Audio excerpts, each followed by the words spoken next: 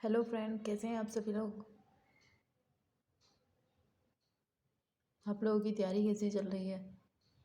घर पे रहिए, स्वस्थ रहिए, बाहर जाने की अभी कोई आवश्यकता नहीं है। अगर आपको किसी कारणवश बाहर जाना चाहता है तो अपनी पूरी सेफ्टी के साथ जाइएगा। मास्क लगाइए, सैनिटाइजर, इन सब चीज़ों का यूज़ कीजिएगा, अन्यथा आपको भी कोरोना वायरस हो सकता है, इसलिए उससे बच के रहिएगा।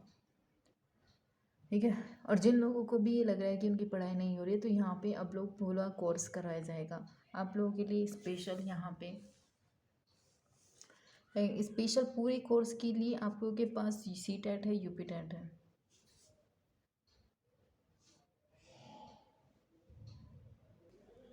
ठीक है।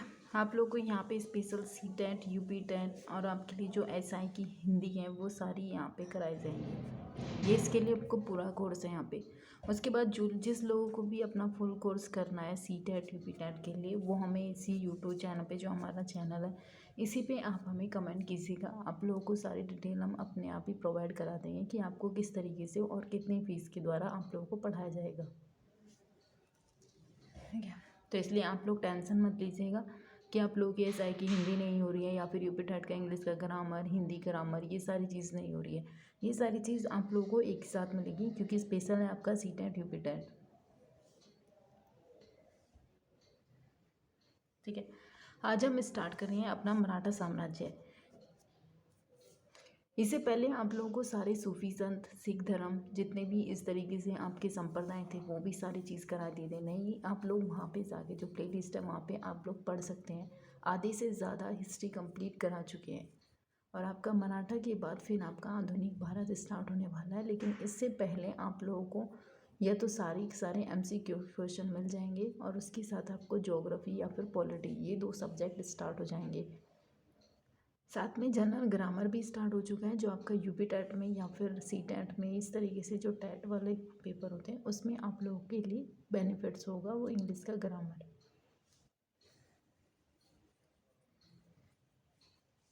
ठीक है। अब हम स्टार्ट करते हैं अपना मराठा साम्राज्य। और जो लोग नए जुड़े हैं वो चैनल को सब्सक्राइब जरूर कर लीजिएगा, लाइक शेयर करना मत भूलिएगा। ठीक है। ये क्या है, ये मराठा संप्रदाय, ये साम्राज्य जो हम अब स्टार्ट कर रहे हैं। अब आपसे पूछे कि मराठा साम्राज्य की स्थापना किसने की थी, तो इसकी स्थापना किसने की थी, छत्रपति शिवाजी ने की थी।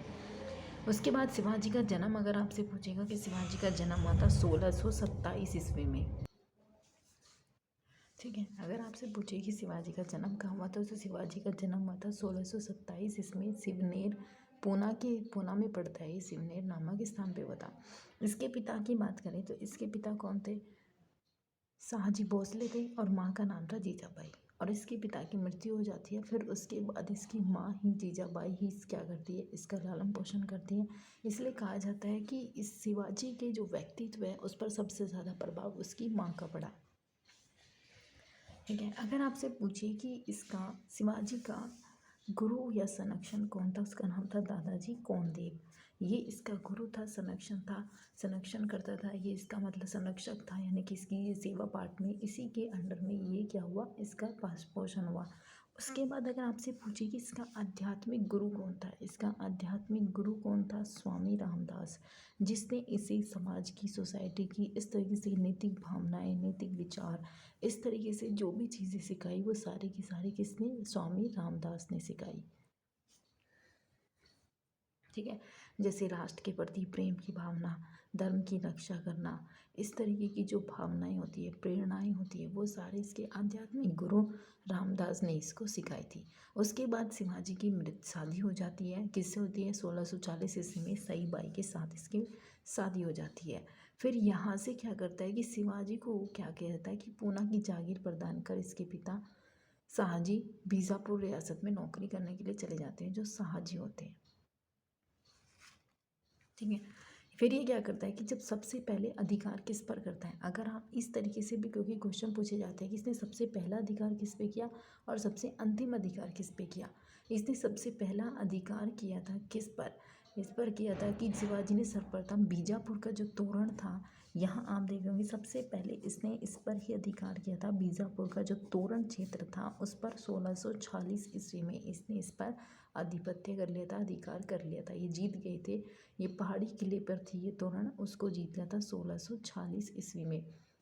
शिवाजी ने फिर उसके बाद और सारे छोटे छोटे से क्षेत्र भी जीते। फिर शिवाजी ने अपनी राजधानी को क्या कहाँ बनाया, रायगढ़ ने। यानी कि शिवाजी ने अपनी राजधानी 1656 ईस्वी में कहाँ बनाया था, ये रायगढ़ में इसने अपनी राजधानी बनाई थी। किसने, शिवाजी ने। क्योंकि पूछ लेगा कि शिवाजी ने अपनी राजधानी कौन सी बनाई थी, तो शिवाजी ने अपनी राजधानी रायगढ़ बनाई थी। कब बनाई थी, 1656 ईस्वी में।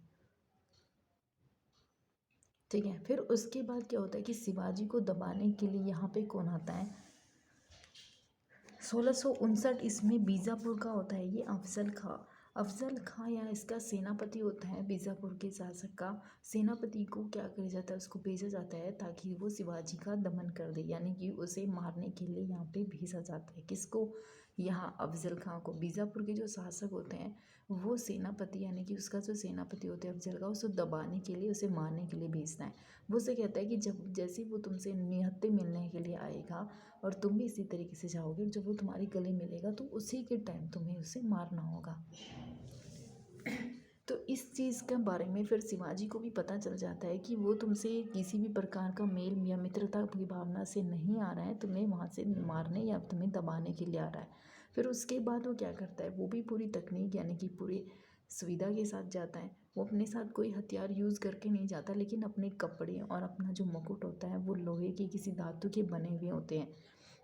जैसे ही वो क्या करता है, अफजल खां उसे मारने के लिए गले मिलता है कि हाँ हम दोनों मित्रता का भाव रखेंगे, ये करेंगे, इस तरीके से करता है, तो अफजल खां उसे मारने के लिए चाकू उठाता है और उसे मारता है।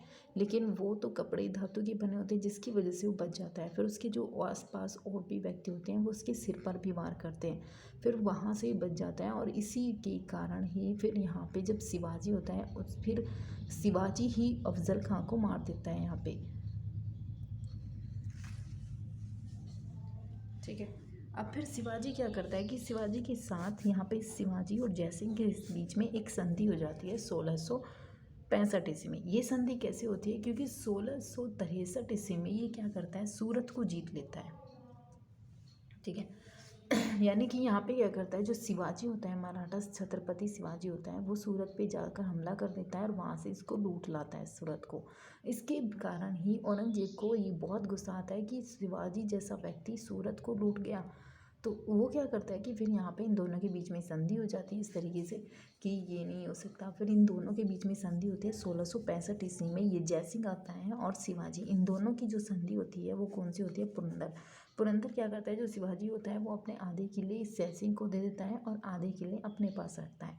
और फिर जयसिंह ही उसे न्योता देकर जाता है, किसको, मराठा को, कि आपको यहाँ पे औरंगजेब से मिलने के लिए आना है।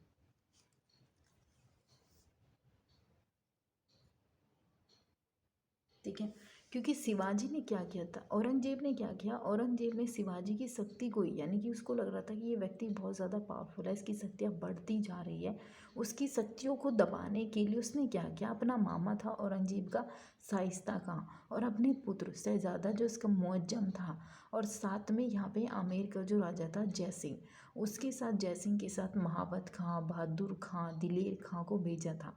मतलब इसने क्या किया, एक छोटे सा व्यक्ति माना जाता था मराठा का, लेकिन उसकी शक्ति जिस तरीके से बढ़ रही थी उससे उसे डर था कि कहीं ऐसा ना हो कि वो तुम पर ही अधिकार कर ले, जिस तरीके से उसने सूरत को लूटा था। तो उसने क्या करा, इसकी शक्ति को दबाने के लिए उसने सबसे पहले शाइस्ता खां को भेजा, फिर अपने बेटे को भेजा, फिर आमेर के राजा को भेजा, फिर बहादुर शाह, दिलेर खां, इनको बहुत सारे व्यक्ति को भेजता रहता था ताकि उसकी शक्तियों का विस्तार ना हो सके। ठीक है। उसके साथ में यहाँ पे आपसे पूछेगा कि सूरत को शिवाजी ने 2 बार लूटा था। सबसे पहले 1664 ईस्वी में इसने सूरत को लूटा। सूरत की फर्स्ट लूट हुई थी 1664 ईस्वी में। और अगर आपसे पूछे कि दूसरी बार फिर लूटा था इसने 1670 ईस्वी में, इसने क्या करा कि सूरत को एक बार फिर लूटा था। तब 1670 ईस्वी में। ठीक है। फिर उसके बाद यहाँ पे जब इन्हें ये जयसिंह था, ये जयसिंह इसे न्योता देके गया था औरंगजेब से मिलने के लिए उसके दरबार में। उसने क्या किया कि शिवाजी 1666 ईस्वी में मुगल दरबार में उपस्थित हुए थे और यहाँ पे अंग्रेजों को औरंगजेब का जन्मदिन का महोत्सव चला हुआ था। उसमें कुछ लाइनें होती है सेनापति की, ये 1000 ये 2000 ये इस तरीके से। तो यहाँ पे जब शिवाजी उसके महल में पहुंचा उसके जन्मदिन पर, तो यहाँ पे उसने क्या किया कि जो सबसे छोटी हजारी थी, जो सबसे सेना की सबसे छोटी टुकड़ी थी, उसमें उसे खड़ा कर दिया गया, जिसकी वजह से यहाँ पे शिवाजी को अपना अपना सम्मान नहीं लगा। उसे लगा कि औरंगजेब ने मुझे बुलाकर मेरा अपमान किया है। ठीक है, तो शिवाजी ने फिर औरंगजेब को वहाँ पे कुछ अपशब्द बोले और इसी तरीके से औरंगजेब ने फिर क्या किया, उसको कैदी बना दिया था। और कैदी बना के उसको और उसके बेटे को 1666 ईस्वी में जयपुर के किले में यानी कि आगरा में उसे कैद कर लेते हैं। फिर माना जाता है कि वो फूलों की टोकरी में बैठकर 1 साल के बाद ही वहाँ से निकल गया था।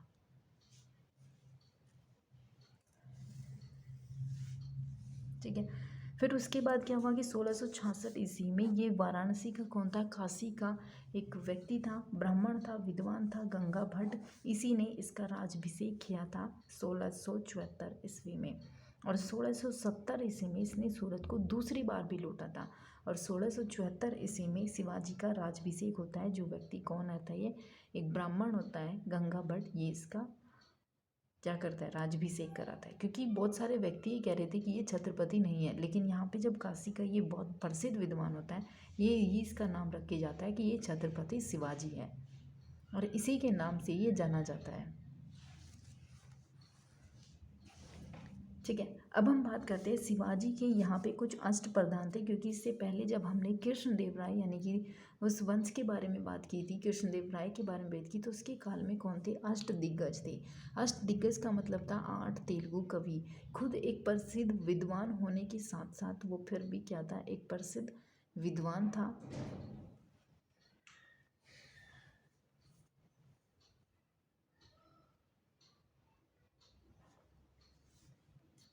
ठीक है, और जब इसके काल में 8 मंत्रियों का समूह था, उसे कहा जाता है अष्टप्रधान।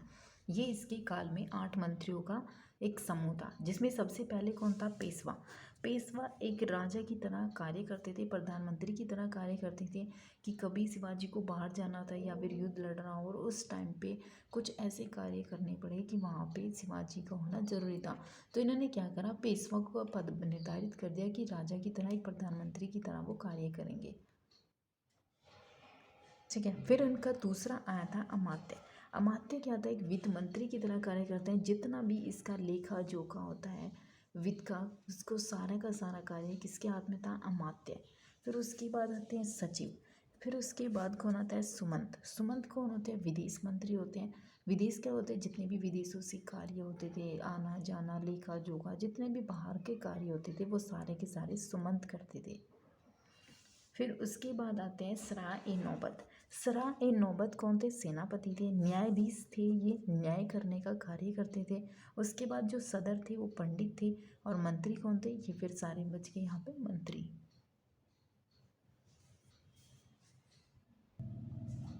ठीक है, साथ में इनकी एक पद्धति को भी बहुत प्रसिद्ध माना जाता है कि इन्होंने जितने भी युद्ध किए उसमें सबसे ज़्यादा गोरिल्ले युद्ध, गोरिल्ले जो इनकी नीति थी उसका यूज़ किया। अब ये गोरिल्ला नीति क्या थी, क्योंकि इन्हें ये क्या था, जो इनका क्षेत्र था वो एक पहाड़ी क्षेत्र था। तो इन्हें पता था कि ये पहाड़ी कितनी ऊंचाई पे है और ये पहाड़ी कितनी पर है, कितने पेड़ हैं यहाँ पे, ये सारी चीज़ें इन्हें पता थी वहाँ पे। लेकिन जब दूसरा शासक कहीं और का यहाँ पर आक्रमण करेगा तो उसे नहीं पता होगा कि व्यक्ति मारकर तुम्हें कहाँ छुप गया मार करके।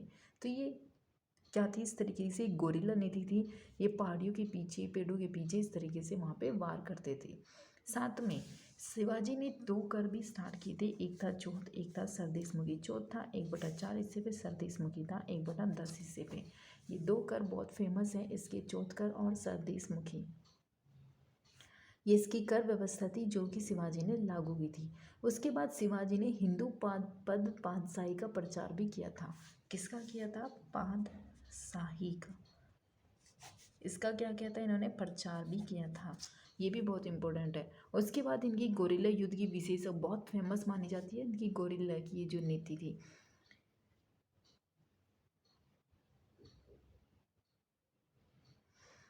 ठीक है। और साथ में इन्होंने एक कृषि से संबंधित भी कार्य किया। शिवाजी ने रस्सी द्वारा माप की व्यवस्था होती थी, पहले की एक रस्सी होती थी, उसको पहले इतनी लंबाई तक माप दिया जाता था कि ये इतनी लंबाई है, इतनी दूरी तक है। पहले रस्सी थी, रस्सी के स्थान से इसने क्या किया ना, जो अपनी भूमि को नापने की प्रथा थी उसे काठी और मानक छड़ी के द्वारा इसने परिवर्तित कर दिया। मतलब इससे पहले हम शिवाजी से पहले किसका प्रयोग करते थे, रस्सी का प्रयोग करते थे। लेकिन फिर उसके बाद इन्होंने क्या करा, काठी का प्रयोग किया और साथ में इन्होंने मानक छड़ी का प्रयोग किया। ये दो प्रयोग इन्होंने की। साथ में इनकी भूमि की जो व्यवस्था थी वो रैयतवाड़ी पर आधारित थी। ठीक है। अब शिवाजी के पास कितने राज्य हो गए थे, ये माना जाता है कि शिवाजी के पास राज्य हो गए थे 16 राज्य। जो शिवाजी का शासक था वो 16 राज्यों में क्या हो गया था, विभक्त हो चुका था। ठीक है। उसके साथ एक उपाधि भी बहुत इंपॉर्टेंट है, वो उपाधि क्या है, राजा। अब आपसे पूछ सकता है कि शिवाजी को राजा की उपाधि किसने दी थी। अब आप लोग सोच तो सकते हैं कि औरंगजेब ने भी दी होगी इसको उपाधि, क्योंकि औरंगजेब तो इसका पहले ही दुश्मन था, वो तो इसको उपाधि दे नहीं सकता था। लेकिन इसको शिवाजी को औरंगजेब ने ही इसे राजा की उपाधि दी थी। किसको, शिवाजी को।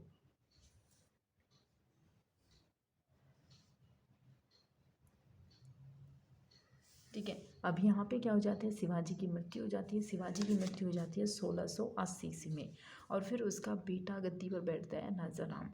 ये सिर्फ आपका मराठा का था। जितने भी इम्पोर्टेंट आपसे क्वेश्चन पूछ सकते थे वहाँ तक आप चीज़ों को बताएंगे। फिर उसके बाद हम बात करेंगे राजा राम, शिवाजी, फिर उसके बाद पेशवा आएंगे आपके, बालाजी बाजीराव, विश्वनाथ, बाजीराव फर्स्ट, माधव राव, नारायण राव, बाजीराव सेकंड। ये सारे कंप्लीट कराने के बाद फिर आपको कुछ बीच में एमसीक्यू क्वेश्चन आएंगे, साथ में आपकी ज्योग्राफी जो आपकी बाकी है विद मैप के साथ आपको पढ़ाई जाएंगी।